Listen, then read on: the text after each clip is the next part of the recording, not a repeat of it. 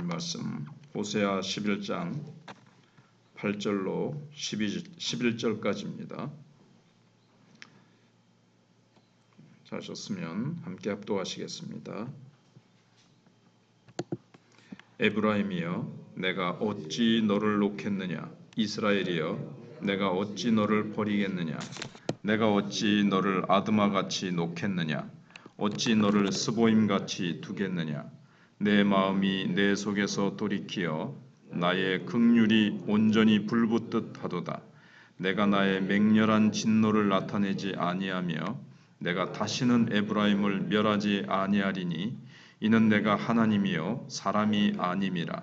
내 가운데 있는 거룩한 이니 진노함으로 내게 임하지 아니하리라. 그들은 사자처럼 소리를 내시는 여호와를 따를 것이라. 여호와께서 소리를 내시면 자손들이 서쪽에서부터 떨며 오되 그들은 애굽에서부터 새같이 아수르에서부터 비둘기같이 떨며 오리니 내가 그들을 그들의 집에 머물게 하리라. 나 여호와의 말이니라. 아멘.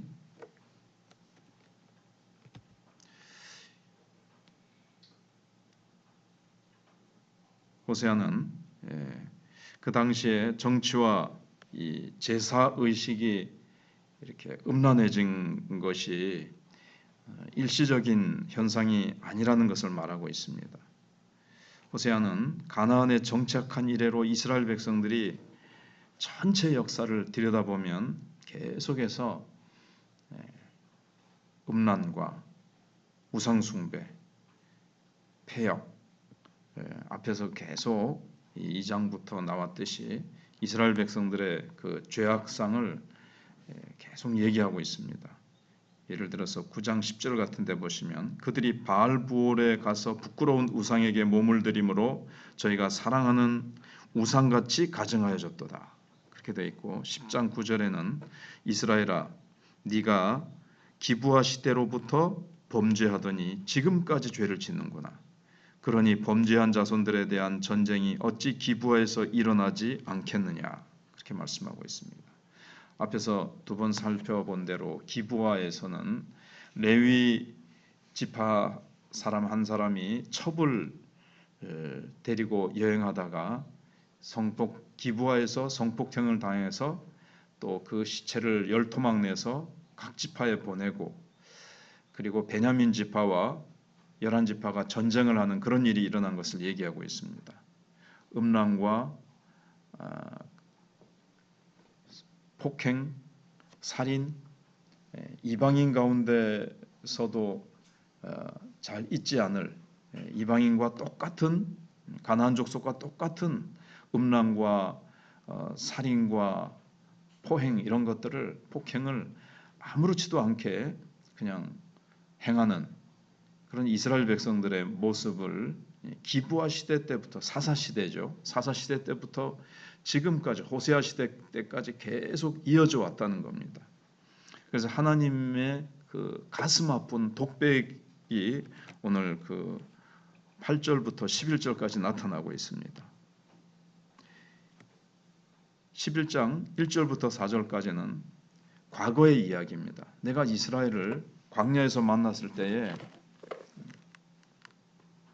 어렸을 때 사랑해서 애굽에서 불러냈고 그 다음에 2절은 부를수록 그들이 점점 멀리한다. 이걸 이제 우리가 어제 새벽에 생각해 본 대로 하나님께서 그리고 에브라임에게 걸음을 가르치고 팔로 안고 해도 그들은 모르고 사랑의 줄로 그들을 이끌었도 또 그들 앞에 멍에를 벗기고 먹을 것을 두었다. 하나님이 이렇게 사랑을 쏟았다는 겁니다. 이게 과거의 이야기고 현재는 어떠냐? 그들이 지금 현재 하나님의 마음을 또 아프게 해드리는 것이 5절로 7절에 나오고 5절로 7절에 또 뭐가 나오냐면은 하나님께서 그 최후가 어떻게 될지 그것까지 말씀해주고 있습니다. 너희들이 계속 이렇게 나가면 너희들이 6절에 5절에 그들이 애굽 땅으로 되돌아가지 못하겠거늘 내게 돌아오기를 싫어하니 이게 이제 현재의 모습입니다. 계속해서 하나님이 그렇게 사랑으로 돌보아도 이스라엘 백성들은 애굽 땅으로 되돌아가지 못할 건데 내게 돌아오기를 싫어하니 아수르 사람이 그 임금이 될 것이라. 아수르 사람의 지배를 받게 될 것이라는 얘기죠. 그 다음에 6절에는 칼이 그들의 성읍들을 치며 빗장을 깨뜨리 없이 하리니, 성읍과 빗장 이런 거 다 전쟁이 일어나서 사라지게 될 것을 말씀하고 있습니다. 그들의 계책으로 말미암음이니라. 자기 꾀에 아무리 계책을 앞에서 이제 생각해봤죠.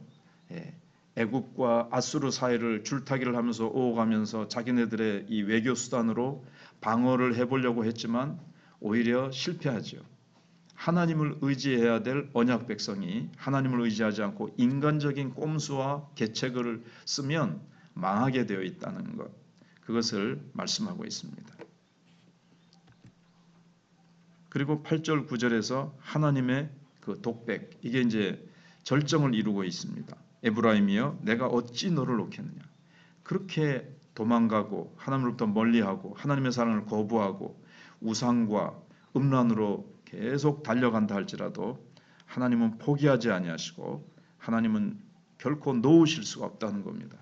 언약 백성을 향해서, 언약 백성을 향한 하나님의 사랑을 이제 여기 그 아픈 사랑을 고백하고 있습니다. 하나님께서 에브라임이여 내가 어찌 너를 놓겠느냐, 이스라엘이여 내가 어찌 너를 버리겠느냐, 내가 어찌 너를 아드마같이 놓겠느냐, 어찌 너를 스보임같이 두겠느냐, 내 마음이 내 속에서 돌이키어 나의 긍휼이 온전히 불붙듯 하도다. 하나님의 그 이스라엘을 향한 사랑은 이렇게 속에서 불이 활활 타오르듯이 그런 사랑이라는 겁니다. 그 사랑의 불은 꺼지지 아니하고 이스라엘 백성이 그렇게 배은망덕하고 하나님으로부터 돌이켜서 도망가고 사랑할수록 멀리 가는 거예요. 그럼 사람 같으면 사랑하는 마음이 식어지든지 포기해버릴 겁니다. 사랑할 마음이 싹 없어질 겁니다. 근데 내가 나의 맹렬한 진노를 이제 나타내지 아니하며, 맹렬한 사실 진노가 앞에 나타났지만 앞선 장에서는, 그러나 하나님은 그것을 나타내지 아니하시겠다는 겁니다. 다시는 에브라임을 멸하지 아니하리니, 여기서 급선회를 하는 거죠. 그들을 향해서 하나님께서 심판하실 수밖에 없고 심판하겠다, 계속 그렇게 말씀하셨는데 여기서 급선회를 하면서 하나님께서 심판하지 아니하시겠다. 이는 내가 하나님이기 때문이라는 겁니다. 사람이 아님이라. 사람 같으면 사랑이 안 가죠. 그렇게 사랑을 쏟아도 멀리하고 도망가 버리면, 배은망덕하는 사랑에 대해서 배신 행위를 갖다가 해도 너무 심하게, 그것도 일시적이 아니라 지속적으로 행하는데 어찌 사랑이 더 불붙듯 합니까? 그거는 하나님이기 때문에 그렇다는 겁니다. 하나님의 사랑은 이렇다라는 겁니다. 그래서 내 가운데 있는 거룩한 이니, 하나님은 거룩한 분이시라는 거죠. 진남으로 내게 임하지 아니하리라. 진노로 너를 멸망시키지 않겠다고 말씀을 하십니다. 그래서 하나님은 위협하듯이 돌아와라, 돌아오지 아니하면 이렇게 하겠다, 회개하고 묵은 땅을 기경하라, 그렇지 않으면 너에게 큰 어려움이 있을 것이라고 계속 말씀하셨는데 하나님께서 마음을 급선회하시는 것을 8절에서 보여주고 있습니다. 하나님께서는 불순종하면 심판하겠다는, 이게 구약의 틀입니다. 그런데 호세아에서는 그 틀을 깨고 인간으로서는 도저히 상상할 수 없는 사랑의 근거에서 우리에게 오시고 우리에게 행하시는 하나님의 그 공의와 사랑, 그러니까 사랑을 보여주고 있는데, 그러면 공의는 어떻게 되는 겁니까? 이렇게 범죄한 백성을 끝까지 사랑하시고 멸하지 않겠다 그러시면 하나님은 죄에 대해서 반드시 그 값을 물으시는 분이신데, 그럼 어떻게 되는 겁니까? 여기 이제 호세아서에서 예수 그리스도의 십자가의 사랑이 이제 숨겨져 있는 거죠. 그 밑에 깔려 있는 거죠. 하나님은 우선 아픈 사랑을 하십니다. 사랑은 참 아픔이 뒤따라요. 부모가 자녀를 사랑하고 낳고 키우고 할 때 아픔이 있죠. 그러니까 하나님은 인간을 창조하시고 인간을 사랑하실 때 벌써 하나님이 나중에 인간의 그 배신 행위와 배은망덕한 걸 모르셨겠습니까? 아시면서도 하나님은 사랑하셨습니다. 하나님은 아픔을 감당하기로 결정하신 거죠. 아픔을 선택하신 겁니다. 저 인간들을 창조하고 하나님께서 자유의지를 주시고 했을 때 인간들이 배신하고 떠나갈 것을 아시고 그때 하나님은 가슴앓이를 하실 것을 아시면서도 그렇게 하십니다. 그러니까 부모가 자녀를 낳을 때 지금은 많이들 이기주의가 돼가지고 자녀를 안 낳죠. 많이들 안 낳잖아요. 그게 자녀 낳아서 키울 때 얼마나 참 경제적으로나 저 키울 때 얼마나 좀 고생합니까? 그 고생은 안 하려고 하는 건데 결혼해서 자녀를 낳는 자체가 내가 부모가 되겠다 하고 하는 자체가 아픔을 감수하겠다, 희생을 감수하겠다는 것처럼 하나님께서도 그 아버지시잖아요. 인간의 편에서 볼 때는 하나님을 아버지같이 우리가 그렇게 섬기고 그거를 반대로 얘기하면 하나님은 이 이스라엘 백성을 자녀같이 대우하신다. 내 아들을 불렀다. 11장 1절에서 그 말씀은 불러내실 때 벌써 이 백성들을 내가 키울 때 얼마나 내가 가슴 아리를 해야 되는가를 아시고 부르신 거예요. 그만큼 사랑하셨다는 거죠. 왜 아픈데 불러내고 구원하십니까? 이렇게 데리고 오십니까? 사랑하니까. 어떠한 아픔과 희생이 값을 치르긴다 할지라도 나는 그들을 사랑하겠다. 자녀 삼겠다 하는 겁니다. 원래 하나님은 거룩하신 이지 않습니까? 거룩이라는 것은 우리 인간과 하나님 사이에 건널 수 없는 큰 이 갭을 얘기해 주고 있습니다. 우리는 하나님처럼 거룩할 수가 없고 하나님의 그 거룩하심 거기에 우리는 사실 근접할 수 없습니다. 스랍들이 이사야 6장에서 스랍들이 여호와 보좌 앞에서 얼굴을 가리우고 발도 6날개가 있잖아요. 2날개로는 얼굴을 가리우고 2날개로는 발을 가리우고 2날개로는 막 날면서 창화하여 가로되 거룩하다 거룩하다 거룩하다 만군의 하나님 여호와시여.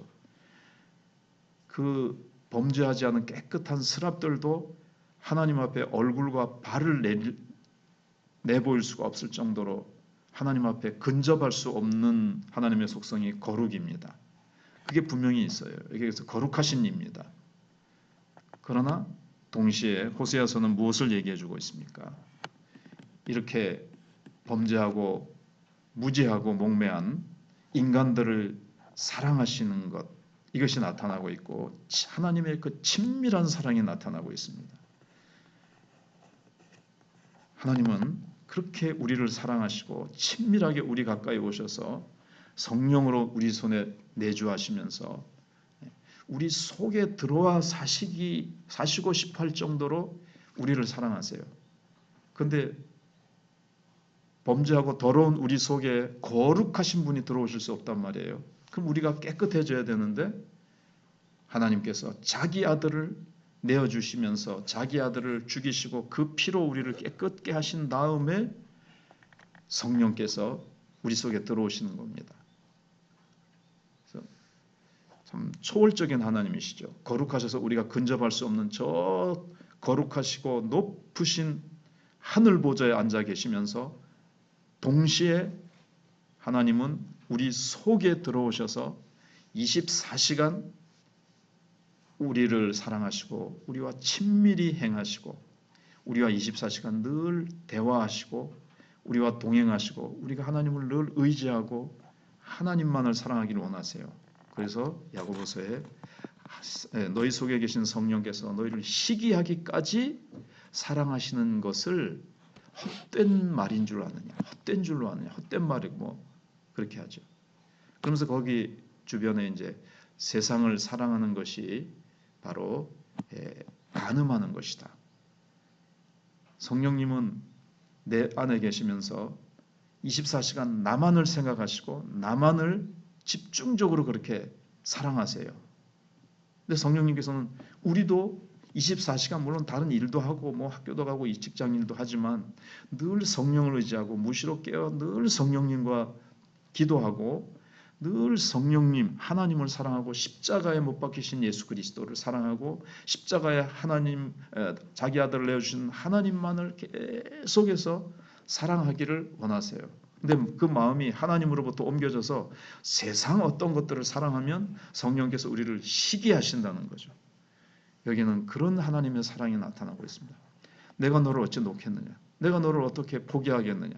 내가 어떻게 너를 향한 사랑이 식어질 수가 있겠느냐? 그렇게 말씀하실 정도로 하나님은 우리를 그렇게 사랑하시고 우리 곁에 정도가 아닙니다. 사랑하는 아내와 남편은 곁에 있습니다. 그러나 성령님은 우리 속에 들어오셔서 24시간을 넘어서 영원히 성령은 떠나지 않으시고 우리를 함께 하시고 싶을 정도로 하나님은 우리를 사랑하시는 그 사랑, 하나님의 거룩하심과 사랑이 모순되지 않고 충돌하지 않습니다. 그래서 공의는 하나님의 사랑의 또 다른 양면입니다. 하나님의 이 놀라운 사랑을 우리가 호세아서에서 읽고 그 사랑에 우리도 응답하여서 하나님을 사랑하고 하나님을 더 친밀히 내 속에 계신 성령님과 늘 24시간 동행하며 늘 예수 그리스도를 묵상하며 십자가를 붙들고 그래서 여기 8절로 11절에 있는 아픈 하나님의 사랑 마음이 나타나고 있고 그 가슴 아픈 십자가 마음의 십자가가 또 나타나고 있는 겁니다.